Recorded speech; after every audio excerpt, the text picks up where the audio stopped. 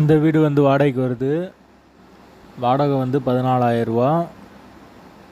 2 bedroom, hall, kitchen, bike பார்க்கிங்கோடு வந்துடும். Car வெளியே நிப்பாட்டிக்கலாம். ரெண்டுமே அட்டாச் பாத்ரூம் தான். ஒன்று வெஸ்டர்ன், ஒன்று இந்தியன் டைப்பில் வரும். ஒரு காமன் பாத்ரூம் ஒன்று இருக்குது. வீடு பெரிய வீடு. வாடகை வந்து 14,000 ரூபா. அட்வான்ஸ் வந்து 5 மந்த்து கேட்குறாங்க.